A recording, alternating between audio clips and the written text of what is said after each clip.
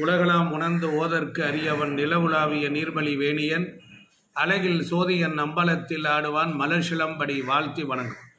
வணக்கம் நேயர்களே. தமிழ் சூரி சிவம் YouTube channel வாயிலாக பார்க்கக்கூடிய உங்கள் ஒவ்வொருவரையும் வணங்கி மகிழ்கிறேன். உங்கள் வாழ்க்கைக்கு பயனுள்ளதாக இருக்கக்கூடிய நல்ல விஷயங்களை தந்து கொண்டே இருக்கிறேன். உங்களுடைய வாழ்த்துக்கள், உங்களுடைய வரவேற்பு எனக்கு புத்துணர்ச்சியும் மகிழ்ச்சியும் அளிக்கிறது.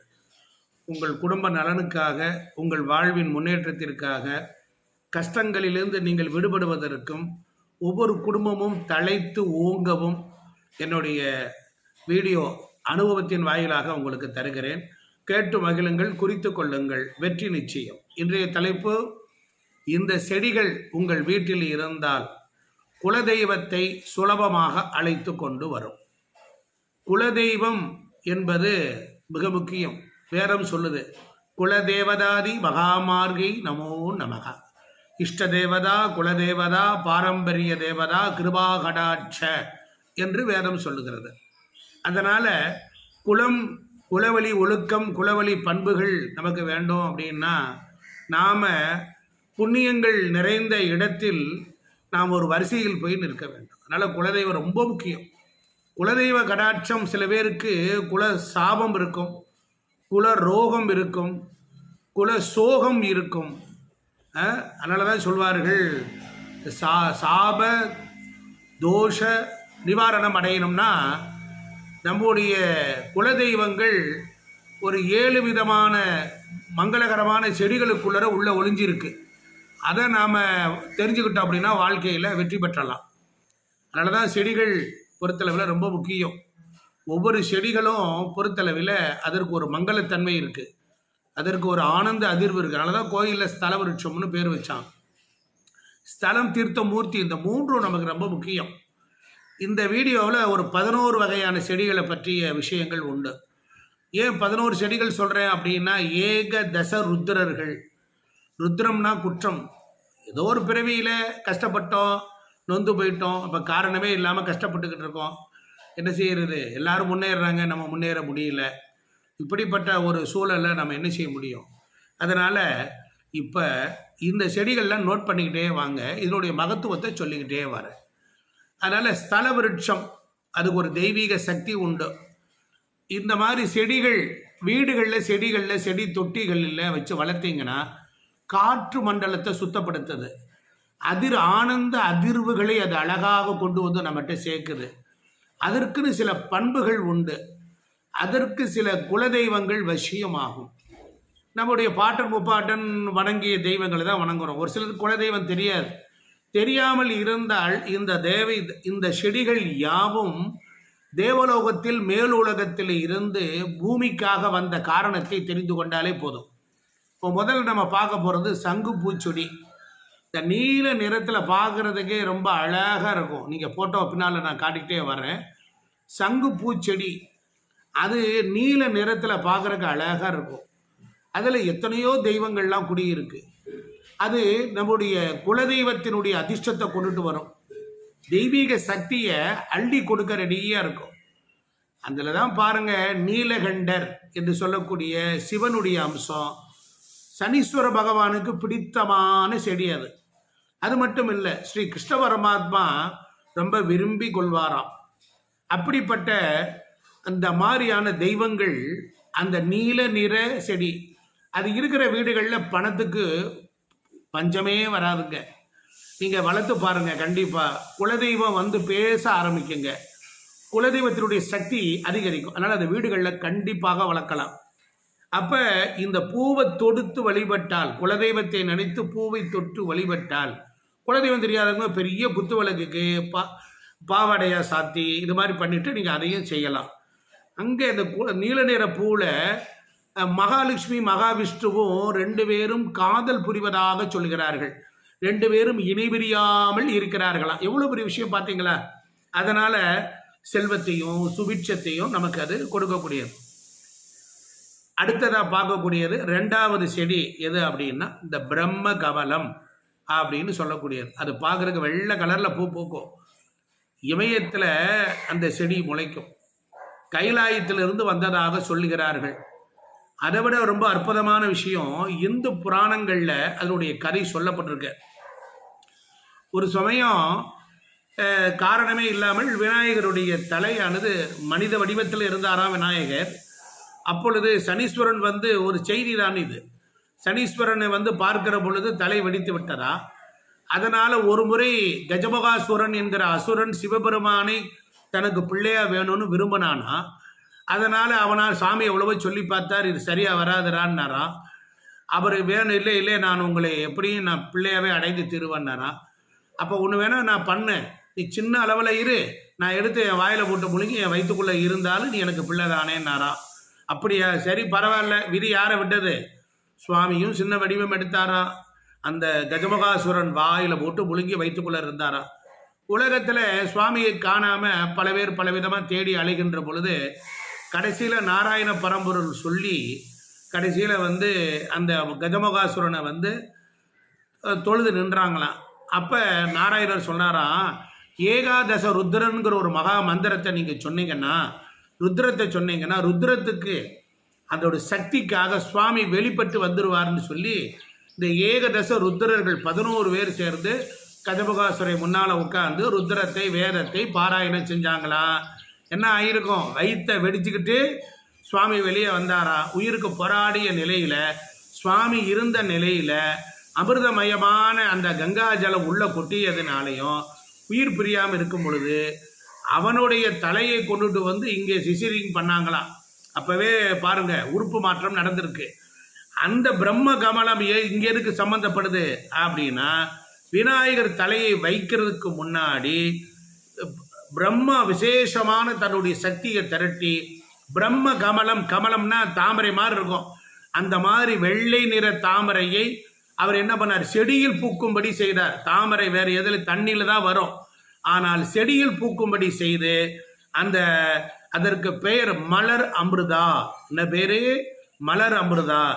அப்படி அந்த உயிர் அமிர்தத்தை அதனுடைய இதழ்களிலிருந்து உடல்ல இறக்கி விநாயக பெருமானை உயிர்ப்பித்து கொடுப்பதற்கு பயன்பட்டதுனால ஆகாயத்திலிருந்து வந்தது. பிரம்மாவால் படைக்கப்பட்டதினால இது ஒன்று. அதே சமயம் நம்முடைய ராமாயணத்தில் இலக்குவ பெருமாள் லட்சுமணன் சஞ்சீவி மூலிகையை ஆஞ்சநேயர் கொண்டு வந்த பொழுது இலக்குமணன் உயிர்ப்பித்து எழுகிறார். அப்படி தேவர்கள் மகிழ்ச்சியோட இந்த பிரம்ம கமலம்னு சொல்கிறோம் பாருங்க, மேல உலகத்தில் இருக்கக்கூடிய அந்த பூவை எடுத்து மலர் மாறி பொழிந்தார்களாம். அந்த பூ பூமியில் வந்து விழுந்து என்ன செய்யுது, வேரூன்றதாக சொல்லப்படுது. அந்த செடி குலதெய்வம் தெரியாதவர்களுக்கு தரத்தரன்னு இழுத்து கொண்டு வந்து சேர்க்கும். அந்த செடியை வாங்கி வளர்த்து வழிபட்டு தொடுத்து இறைவனை சூட சூட நாம் எல்லாம் சுடி கொடுத்த சுடற்கொடியால் போல் மின்னினுவோம்.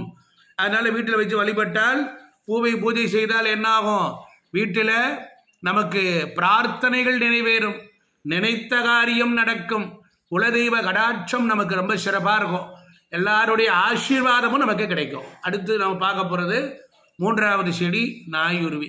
இந்த நாயுருவி என்பது புதனை குறிக்கக்கூடியது. குலதெய்வ சக்தியை இழுத்துட்டு வரும். தேவ மூலிகைன்னு இதுக்கு பேர் உண்டு. சென்னாயுருவி அப்படின்னு ஒன்று இருக்குது. அதை வேற கொண்டுட்டு வந்து வச்சால மகாலட்சுமி வாசம் பண்ணுறாலாம். அதை வாங்கி தாயத்துக்குள்ளே அடைச்சி பூஜை பண்ணி நாம் வழிபடலாம்.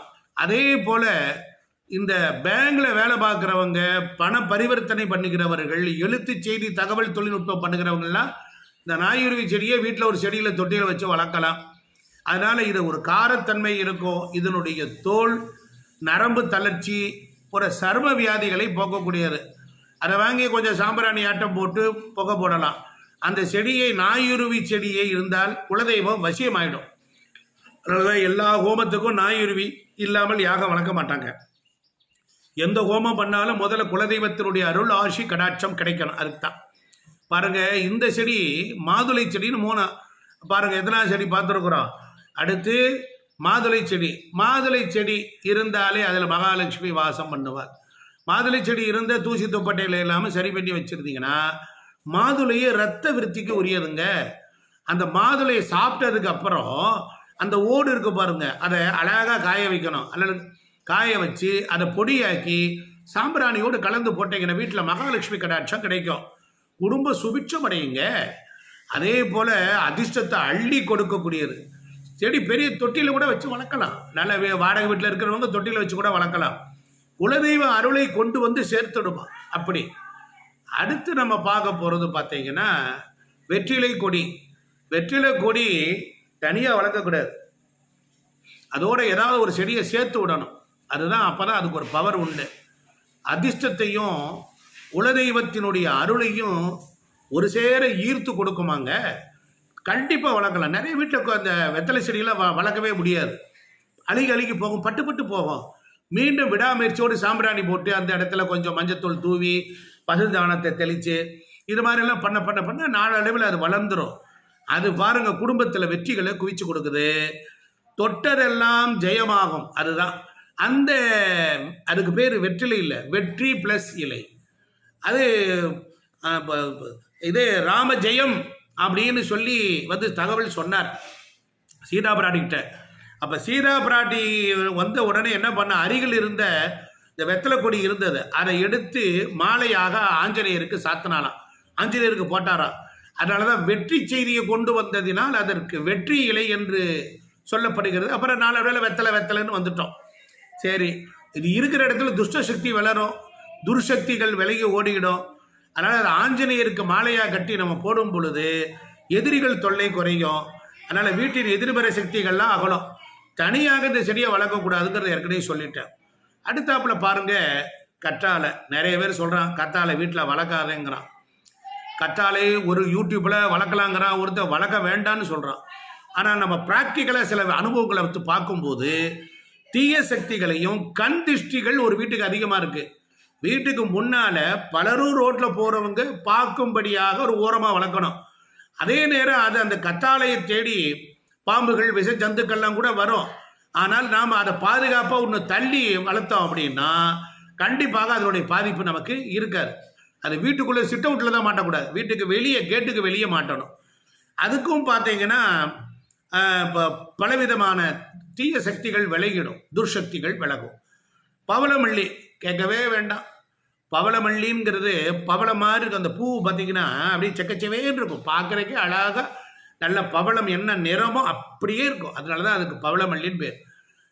இது ஆகாயத்திலேருந்து வந்தது. இது பாரிஜாத பூன்னு சொல்கிறாங்க. 7 வகையான பாரிஜாதம் உண்டு, அதில் இதுவும் ஒரு பாரிஜாதம். இந்த செடி பார்த்தீங்கன்னா இதனுடைய வாசத்துக்கு மயங்காத தெய்வங்களே கிடையாது. வாஸ்து சாஸ்திர குறைபாடை போக்கக்கூடிய ஆற்றல் இந்த பவளமல்லிக்கு இயற்கையாகவே இருக்கு. ஒரு வீட்டினுடைய பிராணசக்தி மண்டலத்தை அதிகரித்தால் வீட்டிற்குள்ளர பிராண தேவைப்படுகின்ற மக்கள் காற்று மூலியமாக அளவுக்கு அதிகமான எனர்ஜியை பெறலாம். இந்த செடியில் இருக்க பூவு சூரிய உதயத்தில் கீழே கொட்டிடும். அதனால் இது என்ன செய்வாங்கன்னா இந்த செடிக்கு மாத்திரம் ஒரு ரிலாக்ஸேஷன், அது கீழே ஒரு வெள்ளை துணியை விரித்து வச்சு அந்த பூவை எடுத்து தொடுத்து அதை மாலையாக கட்டி போட்டோம்னா மிகப்பெரிய பேராற்றல் விளங்கும், செல்வத்தை அள்ளி கொடுக்கும். நந்தியம்பெருமானுக்கும் போடலாம். வீட்டில் கோயிலுக்கே போக முடியாதவர்கள், குலதெய்வம் தெரியாதவங்க ஒரு மண்டல காலம் ஒரு வீட்டில் ஒரு விநாயகருக்கு நீங்கள் வைத்து வணங்குனீங்கன்னா கண்டிப்பாக நன்மை நடக்கும். அடுத்து பாருங்க, ஒரு விசேஷமான செடி இருக்குது. இந்த செடியை நீங்கள் கண்டிப்பாக வீட்டில் கஷ்டப்பட்டால் தேடி பிடிச்சி வாங்கி கொண்டு வந்து வச்சுருங்க. மந்தாரை செடி. அந்த செடி பார்த்தீங்கன்னா சிகப்பு கலரில் பூ பூக்கும். இந்த செடியை வேறு எந்த திசையிலும் வைக்கக்கூடாது, தென்மேற்கு திசையில் மட்டும்தான் வைக்கணும். இது தெய்வ சக்தியை இழுக்கும். முன்னோர்கள் மட்டும் குலதெய்வ கடாட்சத்தை கொடுக்கும். முன்னோர்களும் ஆசீர்வாதம் உண்டு. பித்திருக்கள் தோஷம் இருந்தாலும் இந்த செடி இருக்கிற இடத்துல போயிடும். குலதெய்வத்தினுடைய அருளாட்சி உண்டு. மந்தார செடி ராகு கிரகத்தினுடைய தோஷத்தை போக்குறதுக்கு ரொம்ப பயன்படும். அது செல்வத்தை வசீகரிக்கக்கூடிய ஒரு ஆற்றல் உண்டு. அதனால் இது வீட்டில் தென்மேற்கு திசையில் தான் வைக்கணும். அடுத்து நாம் பார்க்கக்கூடிய ஒரு அற்புதமான செடி, இது வீட்டில் இருந்து வச்சு வழிபட்டு வந்தால் நன்மை உண்டாகும். இது எல்லார் வீட்லேயும் இருக்கும். துளசி செடி. துளசி மாடம் வைத்து சுத்தபத்தமாக அதை அழகாக பராமரிக்கணும். அந்த துளசி செடியில் தான் மகாலட்சுமி வாசம் பண்ணுறா. சில பேர் துளசி கல்யாணம்னே ஆற்றுல நடத்துகிறா. அது மட்டும் இல்லை, இதற்கு 4 மாடங்கள்லேயே ஒரு தீபம் ஏற்றி வணங்கினா சதுர் வேதங்களும் கிடைக்கும். குழந்தைகள் கல்வியில் இருக்கும். இதுவும் குலதெய்வத்தை அழைச்சிட்டு வரும். இதெல்லாம் ஒரு தேவதை. உங்களுக்கு தெரியாத குலதெய்வம் நீங்கள் யார், என்ன குலம், கோத்திரம், என்ன வம்சத்தை சார்ந்தவர்கள் உங்களுக்கு தெரியாது. ஆனால் தொலைத்து விட்ட குலதெய்வத்தை அவர்களுக்கு இந்த வீட்டில் இந்த தேவதையை வணங்க வணங்க வணங்க இது ஸ்கேன் பண்ணி கண்டுபிடிச்சு அந்த தெய்வத்தினுடைய தொடர்புடையவர்களை கொண்டு வந்து காலடியில் கொண்டு வந்து நிறுத்தும். அப்படிப்பட்ட ஆற்றல் துளசி. அதனால தான் வீடுகளில் துளசி அவசியம் இருக்கணும். அதனால தினம் விளக்கேற்றி வழிபட ரொம்ப சிறப்பாக இருக்கும். அடுத்து பார்த்தீங்கன்னா தொட்டால் சினிங்கை பற்றி நான் நிறைய பேசியிருக்கிறேன். தொட்டால் சினுங்கம், சுருங்கி கொள்ளும். தொட்டு தொட்டு பேசி கொஞ்சி கொஞ்சி கொஞ்சி இருக்கணும், ஒரு குழந்தை மாதிரி. எப்போ அது சினுங்கலையோ அப்படியே இருக்குதோ அப்போ தான் உங்களை கண் திறந்து பார்க்குதுன்னு அர்த்தம். அது எப்பொழுது தியானத்திலேயே இருக்கும். அந்த தொட்டால் சினிங்கையை நீங்கள் அப்படி தொட்டு பிரார்த்தனை பண்ணிங்கன்னா ஒரே வினாடியில் 9 கிரகங்களையும் தொடர்பு கொள்ளக்கூடிய ஆற்றல் உண்டு. நினைச்சதெல்லாம் நடக்கும், வசியத்தை கொடுக்கும். தவறான வழியில் பயன்படுத்தினால் அவர்களை உயிரை அழித்தே விடும். தொட்டால் சினிங்கையில் கோடிக்கணக்கான தேவகணங்கள் இருக்கிறார்கள். அதே நேரம் விழித்திருக்கும் போது தேவகணம், தூங்கி இருக்கிற பொழுது அசுரகணமாக இருக்கும். அந்த செடியை அழகாக வளர்க்கணும். அவ்வளோ சீக்கிரத்தில் வராது. அதை முறையாக பயன்படுத்த வேண்டும். அதற்கு முதலில் கொண்டுட்டு போய் விநாயக பெருமானுடைய ஒரு சிலையை வைக்கணும். ஒரு கல்லில் விநாயகரை நினைத்து வணங்கி அந்த செடிகிட்ட வச்சுட்டு வழிபடும் பொழுதுதான் அது பேச ஆரம்பிக்கு. தன்னை தொழுபவருக்கு தொழுகண்ணி அழுகண்ணினே இருக்குது. இதோடைய வம்சம்லாம் நிறைய இருக்கு, நம்ம பிறகு பார்ப்போம். அதனால இந்த தொட்டாசினிக்கு பிரார்த்தனை வரும். குலதெய்வத்தை சொல்லும், போய் பேசும். உன் குலதெய்வம் உனக்கு தெரியாமல் இருக்கிறான், நீ அவனுக்கு அனுக்கிரகம் பண்ணணும்னு வந்து போய் நமக்கு ரெப்ரஸன்டேட்டிவாக பேசும். அடுத்து ஒரு அற்புதமான மூலிகை திருநீற்று பச்சிலை. அடடாடா, திருநீற்று பச்சிலை அந்த வாசம் இருக்கு பாருங்க. அந்த காலத்தில் காற்றை சுத்தப்படுத்தக்கூடியது ஆற்றல். வீடுகளுக்குள்ளற பிராணசக்தி சரியாக உற்பத்தி ஆகாத வீடுகளில் திருநீற்று பச்சிலையை வச்சுருக்கும் போது நல்லாயிருக்கும். தெய்வ வசியம் அற்புதமாக இருக்கும். குலதெய்வ அருள் கடாட்சமெல்லாம் கிடைக்கும். நேயர்களே, சங்கு பூச்செடி, பிரம்ம கமலம், நாயுருவி, மாதுளை, வெற்றிலை கொடி, கற்றாழை, பவளமல்லி, மந்தாரை பூச்செடி, துளசி செடி, தொட்டால் சினிங்கி, திருநீற்று பச்சிலை, இந்த 11 ஏகதச ருத்ரர்கள் வாசம் செய்கிறாங்க. இவர்கள் இந்த 11 செடி உங்கள் வீட்டில் யாராவது ஒன்று இருந்தாலும் என் கமெண்ட் பாக்ஸில் போடுங்க. மறக்காமல் இந்த தமிழ் சூரிய சிவம் யூடியூப் சேனலை லைக் பண்ணுங்கள், ஷேர் பண்ணுங்கள், சப்ஸ்கிரைப் பண்ணுங்கள். நல்ல விஷயங்களை தர தயாரிக்கிறேன். உங்கள் அன்பன், உங்கள் நண்பன், உங்கள் குடும்பத்தில் ஒருவன். ஆதரவு தாருங்கள். மேலும் ஏதாவது ஜோதிடம், வாஸ்து சாஸ்திரம், பெயர் வைத்தல் போன்ற விஷயங்கள் உங்களுக்கு தெரியணும்னா என் பெயர் டாக்டர் எல்கே ஜெயசூரிய நாராயண சுவாமிகள். என்னுடைய ஃபோன் நம்பர் கீழே கொடுப்பேன். 98 421 30 317. இந்த நம்பருக்கு கான்டாக்ட் பண்ணுங்கள். உங்களுக்கு சர்வீஸ் பண்ண காத்திருக்கேன். நன்றி, வணக்கம்.